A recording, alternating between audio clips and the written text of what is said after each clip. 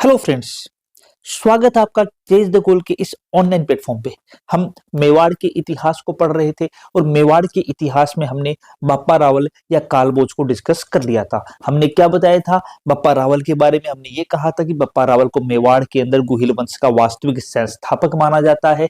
बप्पा रावल ने हरित ऋषि के आशीर्वाद से चित्तौड़ के ऊपर सन 734 ईस्वी में आक्रमण किया था और वहां के शासक मान मौर्य को हरा करके चित्तौड़ पर अपना अधिकार किया था। इसीलिए बप्पा रावल को मेवाड़ के अंदर गुहिल वंश का वास्तविक संस्थापक माना जाता है। इन बप्पा रावल के बारे में क्या कहा था? ये बताया था कि पाकिस्तान का एक शहर है जिसका नाम रावलपिंडी है। ये रावलपिंडी किसके आधार पर बनाया गया है? ये रावलपिंडी नाम बप्पा रावल के नाम से प्रेरित है। बप्पा रावल के कारण से उसका नाम रावलपिंडी पड़ा है। ठीक है, इसके अलावा और क्या बातें बताई थी? और बातें जो बताई थी वो यह बताई थी कि बप्पा रावल के द्वारा कौन से मंदिर का निर्माण करवाया गया था? बप्पा रावल के द्वारा एकलिंगनाथ जी के मंदिर का निर्माण करवाया गया था। और इस कारण से बप्पा रावल जो थे उन्होंने यह भी घोषित किया कि हम तो हैं एकलिंगनाथ जी के दीवान और वास्तविक शासक कौन है? वास्तविक शासक हैं एकलिंगनाथ जी। ये किसने कहा था? ये बप्पा रावल के द्वारा ही कहा गया था। और क्या महत्वपूर्ण बातें हैं बप्पा रावल के बारे में? एक महत्वपूर्ण बात जो हम पिछले लेक्चर में डिस्कस करना भूल गए थे वो है इनकी उपाधियां, कि बप्पा रावल को कौन कौन सी महत्वपूर्ण उपाधियों के नाम से जाना जाता है, कौन कौन सी महत्वपूर्ण उपाधियां बप्पा रावल को दी गई थी। जैसे हिंदू सूरज बप्पा रावल को कहा जाता है, राजगुरु बप्पा रावल है, और एक और उपाधि है चकवे। चकवे का मतलब होता है कि चारों दिशाओं को जीतने वाला। ये किसकी उपाधि है? ये जो उपाधियां हैं ये हमारे बप्पा रावल की महत्वपूर्ण उपाधियां हैं। एक और इंपॉर्टेंट बात आई थी कि सबसे पहले जो सोने के सिक्के चलाए थे वो किसने चलाए थे? वो बप्पा रावल ने चलाए थे। एक और महत्वपूर्ण बात आती है, वो ये आती है कि सीवी वैद्य जो थे उन्होंने सीवी वैद्य ने बप्पा रावल की तुलना चार्ल्स मार्टेज से की थी। किससे की थी? सीवी वैद्य ने। सीवी वैद्य ये बोलते हैं, अकॉर्डिंग टू सीवी वैद्य, बप्पा रावल जो थे, बप्पा रावल की तुलना किससे की थी? बप्पा रावल की तुलना की थी चार्ल्स मार्टेल से। चार्ल्स मार्टेल से किससे की थी? सीवी वैद्य ने। सीवी वैद्य ने बप्पा रावल की तुलना की चार्ल्स मार्टेल से। चार्ल्स मार्टेल कौन था? चार्ल्स मार्टेल एक फ्रांस का कमांडर था। ये कौन था? ये फ्रांस का कमांडर था। तो सीवी वैद्य के द्वारा बप्पा रावल की तुलना किससे की गई? बप्पा रावल की तुलना फ्रांस के कमांडर चार्ल्स मार्टेल के साथ की गई थी। तो यह आती है हमारी बप्पा रावल की कुछ महत्वपूर्ण बातें, जिसमें से चकवे जो है वो इंपोर्टेंट है, पूछा गया है। चार्ल्स मार्टेल जो है ये इंपोर्टेंट है, अभी तक पूछा नहीं गया, हो सकता है पूछा जाए। और इसकी उपाधियां जो है, उपाधियों के साथ साथ रावलपिंडी की स्थापना, एकलिंगनाथ जी के मंदिर की स्थापना, ये सब के सब बप्पा रावल के द्वारा करवाए गए थे। ठीक है बच्चों, बप्पा रावल के बाद में जो अगले शासक आते हैं वो अगले शासक आते हैं हमारे अल्हट या आलू रावल। जो हमारे अगले शासक हैं उनका नाम है अल्हट, अल्हट या आलू रावल। ठीक है, बप्पा रावल के बाद में अगले शासक कौन से हैं? बप्पा रावल के बाद में जो हमारे अगले शासक आते हैं वो आते हैं हमारे अल्हट या आलू रावल। तो अल्हट या आलू रावल जो है उनकी खास बात क्या थी? देखो, अल्हट या आलू रावल के बारे में दो तीन चीजें हैं। पहली चीज तो क्या है? देखो, अल्हट या आलू रावल के बारे में जानकारी जो मिलती है वो हमें मिलती है सारणेश्वर प्रशस्ति से। जो सारणेश्वर प्रशस्ति है वो सारणेश्वर प्रशस्ति हमें अल्हट या आलू रावल के बारे में जानकारी देती है, पहली चीज। दूसरी चीज क्या आती है? दूसरी चीज अल्हट या आलू रावल के बारे में यह आती है कि अल्हट या आलू रावल ने अपनी राजधानी को नागदा से हटाया। अब तक राजधानी क्या चल रही थी? अब तक राजधानी नागदा थी। तो इन्होंने राजधानी को नागदा से हटाया और नागदा से हटा करके नई राजधानी किसको बनाया? हटा करके नई राजधानी बनाया इन्होंने आहड़ को। आहड़ को नई राजधानी बनाया।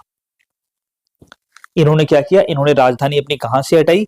इन्होंने अपनी राजधानी को हटाया कहां से? इन्होंने अपनी राजधानी को हटाया नागदा से, और नागदा से राजधानी को हटा करके जो नई राजधानी इनके द्वारा बनाई गई, वह नई राजधानी कौन सी थी? वह नई राजधानी थी आहड़।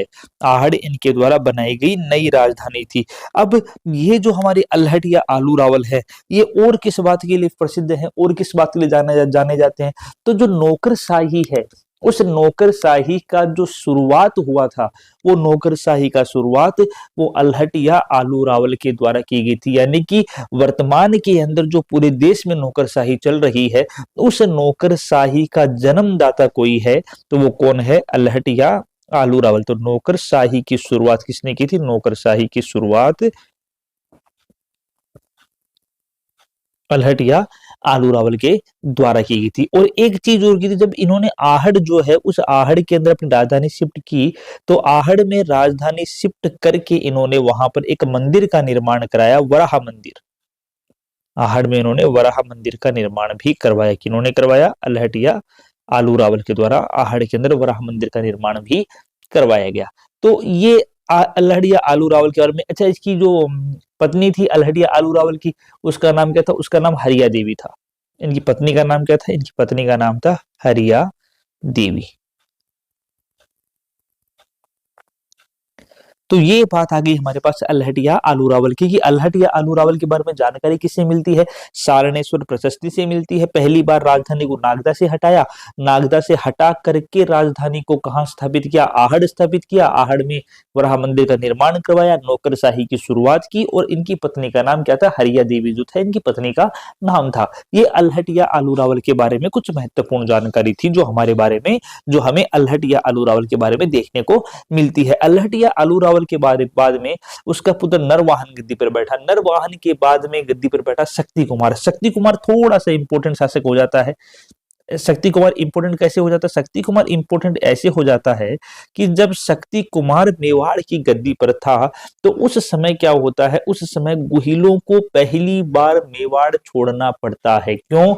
इसलिए छोड़ना पड़ता है कि मालवा जो था, उस मालवा का एक शासक था जिसका नाम था भोज परमार। भोज परमार से पहले की बात कर लेते हैं। मालवा का एक शासक था जिसका नाम था मुंज। मालवा का एक शासक था जिसका नाम था मुंज। ठीक है। मुंज क्या करता है? मुंज जो है वो आक्रमण करता है किसके ऊपर? आहड़ के ऊपर। मुंज आक्रमण करता है आहड़ के ऊपर, आहड़ को नष्ट करता है, और चित्तौड़ के आसपास का जो दुर्ग था, चित्तौड़ का दुर्ग था, और उसके आसपास का एरिया, चित्तौड़ और उसके आसपास के एरिया को अपने अधिकार में ले लेता है, कि एरिया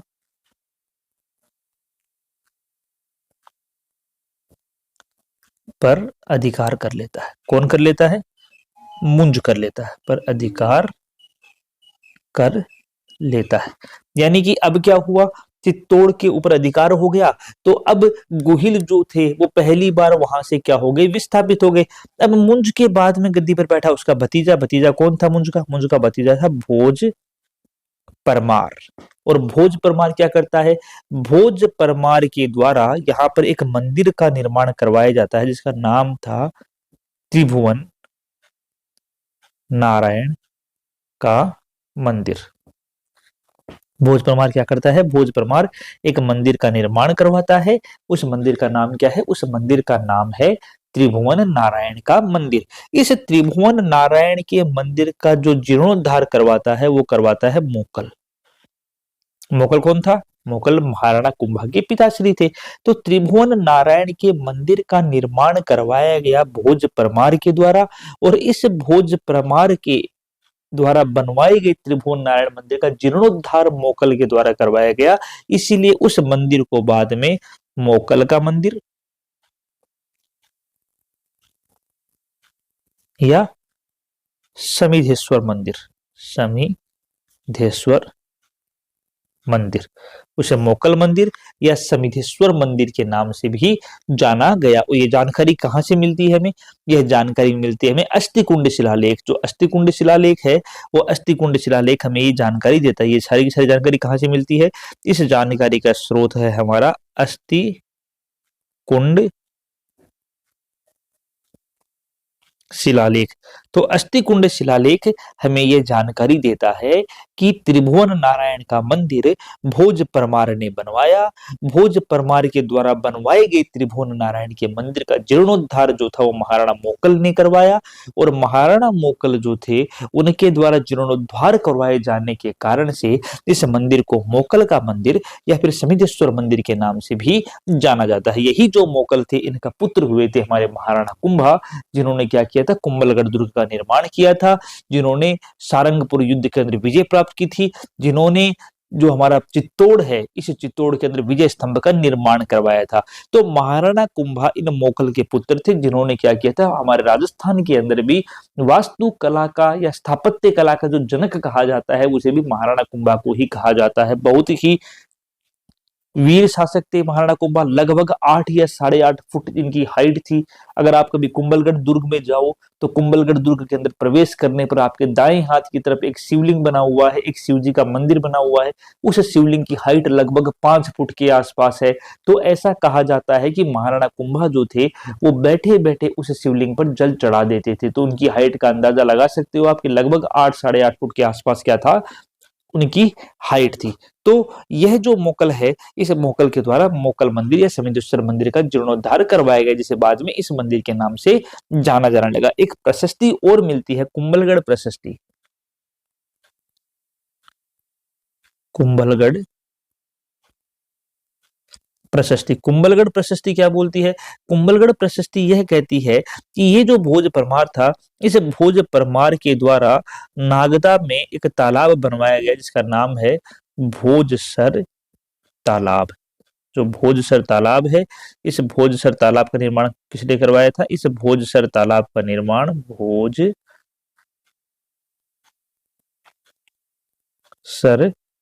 तालाब।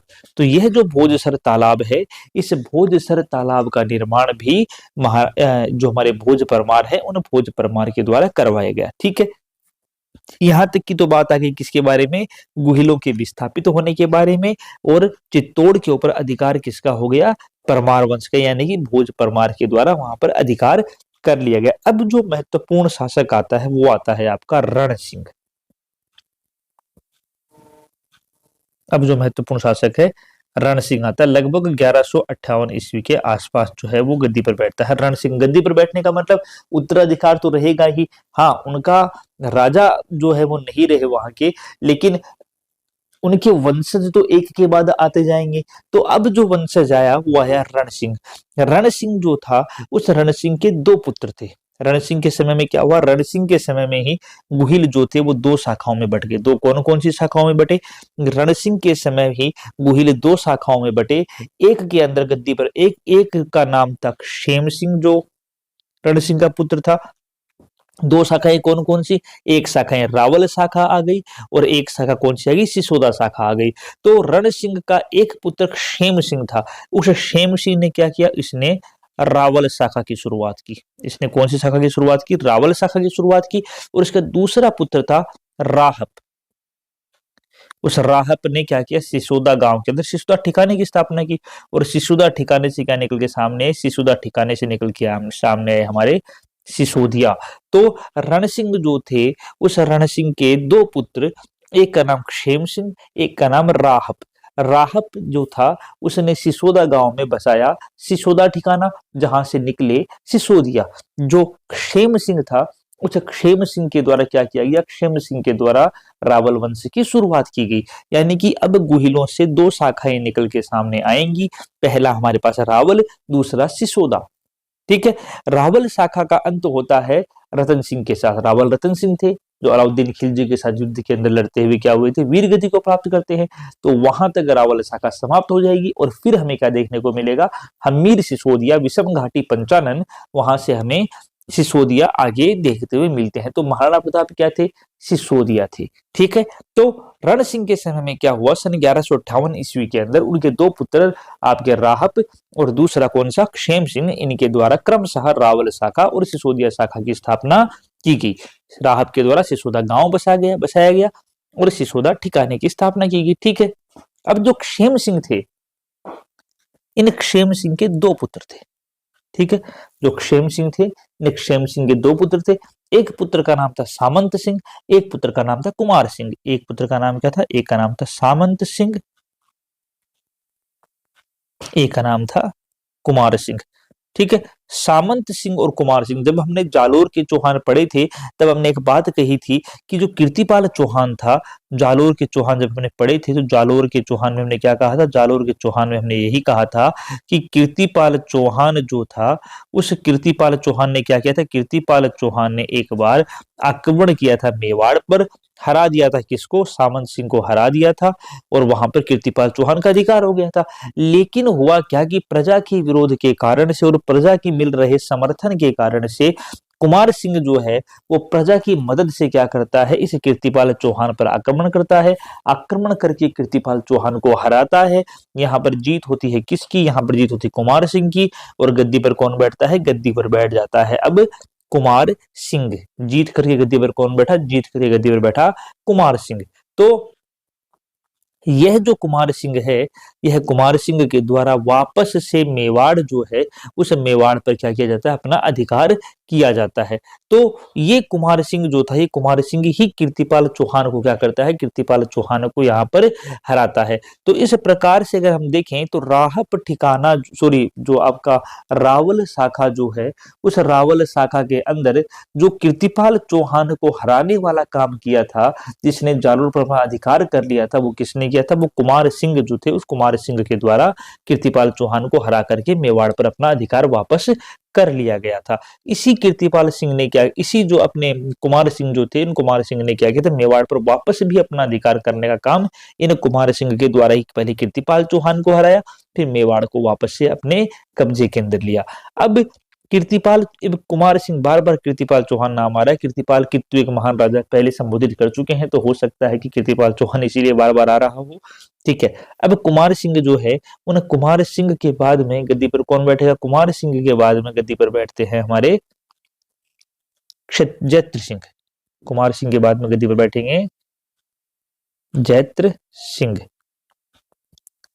कुमार सिंह के बाद में गद्दी पर कौन बैठता है? कुमार सिंह के बाद में गद्दी पर बैठता है जैत्र सिंह। जैत्र सिंह का शासनकाल जो है वो 1213 से लेकर के 1250 ईस्वी के बीच जो है वो जैत्र सिंह का शासनकाल है। जैत्र सिंह के शासनकाल को मध्यकालीन मेवाड़ का स्वर्ण युग कहा जाता है। जो जैत्र सिंह थे, इन जैत्र सिंह के शासनकाल को क्या बोलते हैं? इनके शासनकाल को मध्यकालीन मेवाड़ का स्वर्ण युग। ठीक है।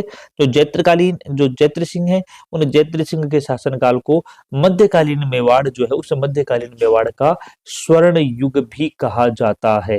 जो जैत्र सिंह थे, जब ये जैत्र सिंह मेवाड़ पे शासक थे, तो इनके समय में इन्होंने दिल्ली सल्तनत के कई शासकों को बदलते हुए देखा। कई शासक में क्या क्या थे? देखो, दिल्ली सल्तनत के अंदर जब जैत्र सिंह गद्दी पर थे तो इसी सिमिलर पीरियड में गुलाम वंश था। इस सिमिलर पीरियड के अंदर दिल्ली वंश पर किसका दिल्ली पर किसका अधिकार था? गुलाम वंश का। गुलाम वंश का शासक कौन था? कुतुबुद्दीन ऐबक। भाई, गुलाम वंश की स्थापना कुतुबुद्दीन ऐबक ने की थी। कुतुबुद्दीन ऐबक मोहम्मद गोरी का गुलाम था। तो मोहम्मद गोरी तो यहाँ से पृथ्वीराज चौहान तृतीय को हरा करके चला गया। फिर पीछे से वह यहाँ का शासक किसको बना गया? वह यहाँ का शासक अपने गुलाम कुतुबुद्दीन ऐबक को बना गया। तो कुतुबुद्दीन ऐबक दिल्ली पर बैठता है। कुतुबुद्दीन ऐबक जो था, उस कुतुबुद्दीन ऐबक का दामाद था इल्तुतमिश।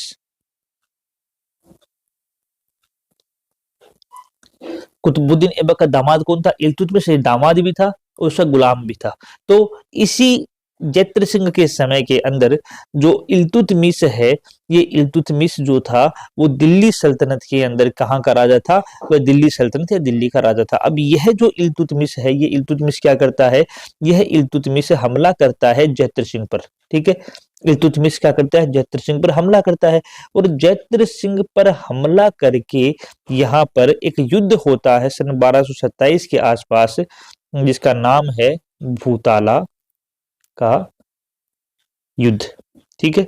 कौन सा युद्ध था? भूताला। देखो, जैत्र सिंह के बारे में दो तीन चीजें याद रखना। पहली बात हमने क्या बताई? मध्यकालीन मेवाड़ का स्वर्ण युग अगर किसी को कहा जाता है तो वह किसके समय को कहा जाता है? जयद्रथ सिंह के समय को कहा जाता है, पहली बात। अच्छा, जयद्रथ सिंह के बारे में जानकारी कहाँ से मिलती है? चिरवा अभिलेख से इसके बारे में जानकारी मिलती है, ठीक है। तीसरी बात कि जयद्रथ सिंह के समय पर दिल्ली सल्तनत का शासक कौन था? गुलाम वंश था, और वहां पर शासक कौन था? इल्तुतमिश वहां पर शासक था। तो और एक चौथी बात और कि जयद्रथ सिंह के समय पे क्या हुआ, जयद्रथ सिंह ने भी अपनी राजधानी बदली। अब तक राजधानी क्या चल रही थी? आहड़ चल रही थी। उससे पहले क्या थी? नागदा थी। तो जयद्रथ सिंह जो है वो भी अपनी राजधानी बदलता है, और जयद्रथ सिंह के समय पे जो राजधानी नई बनती है वो कौन सी बनती है? चित्तौड़गढ़। ये चित्तौड़गढ़ को पहली बार अपनी राजधानी बनाता है कौन? जयद्रथ सिंह। और जैसे ही जयद्रथ सिंह के द्वारा चित्तौड़ को अपनी राजधानी बनाई गई, तो इस दौरान इल्तुतमिश सन 1227 ईस्वी में हमला करता है। कहां पर? चित्तौड़ पर। एक युद्ध होता है जयद्रथ सिंह और इल्तुतमिश के बीच में, जिसे भूताला या भूतेला का युद्ध कहा जाता है। इस युद्ध में इल्तुतमिश बुरी तरीके से पराजित होता है। यहाँ पर इल्तुतमिश क्या होता है? इल्तुतमिश की पराजय होती है, इल्तुतमिश की हार होती है। और इस युद्ध का वर्णन जो मिलता है वो मिलता है हमीर मद मर्दन में। एक बुक है जय सिंह सूरी की लिखी हुई, जय सिंह सूरी ने एक बुक लिखी थी जिसका नाम है हमीर मद मर्दन। तो हमीर मद मर्दन जो है हमें बताता है किसके बारे में? जयद्रथ सिंह की जीत के बारे में, इल्तुतमिश के हार के बारे में। होता क्या है? चित्तौड़ की राजधानी क्यों बनाई? इसलिए बनाई क्योंकि इल्तुतमिश हमला करता हुआ आहड़ नागदा को नष्ट करते हुए आगे बढ़ता है। इसीलिए फिर क्या होता है कि जयद्रथ सिंह के द्वारा अपनी नई राजधानी चित्तौड़ को बना ली जाती है। तो इस प्रकार इस युद्ध के अंदर, भूतेला का युद्ध के अंदर हार किसकी हुई? भूतेले के युद्ध के अंदर हार होती है हमारे इल्तुतमिश की, जीत होती है हमारे जयद्रथ सिंह की। और जयद्रथ सिंह जो है उस युद्ध के अंदर जीतता है, तो इसका उल्लेख मिलता है जय सिंह सूरीकृत एक बुक है जिसका नाम है हमीर मद मर्दन। तो उस हमीर मद मर्दन के अंदर जयद्रथ सिंह की उपलब्धियों का वर्णन मिलता है। हमीर मद मर्दन में किस प्रकार से जयद्रथ सिंह ने हराया था किसको? इल्तुतमिश को, उसका वर्णन मिलता है। यह जो जयद्रथ सिंह है, इस जयद्रथ सिंह के शासनकाल में कई महत्वपूर्ण रचनाएं भी हुई हैं। कौन कौन सी महत्वपूर्ण रचनाएं हुई हैं? अगर जयद्रथ सिंह के शासनकाल को देखें तो जयद्रथ सिंह की पहली, तो अगर हम बात करें उपाधि की, जयद्रथ सिंह की उपाधि क्या थी? तो जयद्रथ सिंह की जो उपाधि थी, उपाधि क्या उपाधि थी जयद्रथ सिंह की? तो जयद्रथ सिंह जो है उन्हें उमापतिवार लब्ध के नाम से भी जाना जाता है। किस नाम से जानते हैं जयद्रथ सिंह को? जयद्रथ सिंह को जानते हैं उमा पतिवार लब्ध। ये जयद्रथ सिंह की पहली उपाधि। दूसरी, जयद्रथ सिंह के समय पर ही मेवाड़ का प्रथम चित्रित ग्रंथ श्रावक प्रतिक्रमण सूत्र चूर्णी, जिसका लेखक कौन था? कमल चंद, उसके द्वारा एक प्रथम चित्रित ग्रंथ बनाया गया था। जयद्रथ सिंह के समय पे क्या हुआ था कि इसके समय पर ही प्रथम चित्रित ग्रंथ प्रथम चित्रित ग्रंथ श्रावक प्रतिक्रमण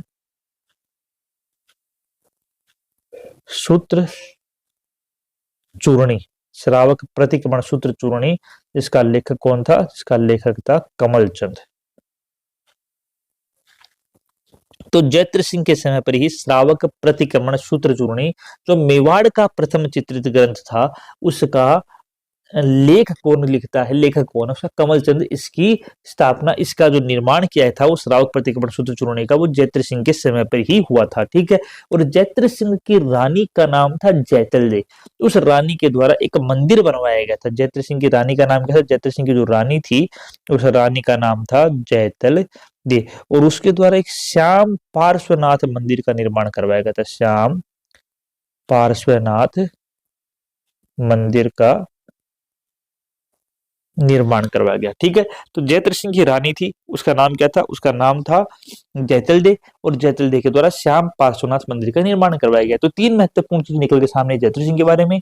नाम उमापतिवार लब्ध जो की उपाधि है, प्रथम चित्रित ग्रंथ श्रावक प्रतिक्रमण सूत्र चूर्णी, लेखक कमलचंद्र, पत्नी जैतल दे, मंदिर श्याम पार्श्वनाथ मंदिर का निर्माण करवाया गया। तो यह महत्वपूर्ण जानकारी आई जयद्रथ सिंह के बारे में। जयद्रथ सिंह पढ़ लिया हमने। जयद्रथ सिंह के बाद भी हम क्या पढ़ेंगे? जयद्रथ सिंह के बाद हम तेज सिंह पढ़ेंगे।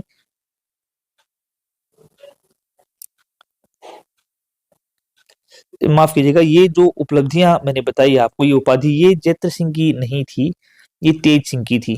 ठीक है, थोड़ा सा फ्लो के अंदर हम आगे बढ़ गए, लेकिन ये तेज सिंह की थी। ठीक है, याद ये रखना है, ये जयद्रथ सिंह की उपाधियां नहीं है, ये तेज सिंह की उपाधि है। जयद्रथ सिंह के बाद में जो शासक आए थे वो तेज सिंह आए थे। तेज सिंह के बाद में हमारे समर सिंह आए थे। समर सिंह के बाद में हमारे रतन सिंह आए थे। तो वो जो तेज सिंह वाला जो पीरियड था, वो तेज सिंह वाला पीरियड हमारे माइंड से स्किप हो गया बोलते बोलते। तो इसलिए ये ध्यान रखना कि जयद्रथ सिंह के बाद में तेज सिंह, देखो जयद्रथ सिंह का शासनकाल तो 1250 में समाप्त हो जाता है। तो 1250 से लेकर के 1273 ईस्वी का जो शासनकाल है वो तेज सिंह का शासनकाल है। तो तेज सिंह के शासनकाल के दौरान जो हुआ था वो हमारे इनका निर्माण हुआ था, श्रावक प्रतिक्रमण सूत्र चूर्णी का। इनकी रानी ही जयदलदेव थी जिनके द्वारा श्याम पार्श्वनाथ मंदिर का निर्माण करवाया गया। तो ये तेज सिंह के बारे में है, ना कि जयद्रथ सिंह के बारे में। तो बच्चों ठीक है, आज की क्लास में इतना ही करेंगे, मिलते हैं अगली क्लास में, तब तक जय हिंद दोस्तों।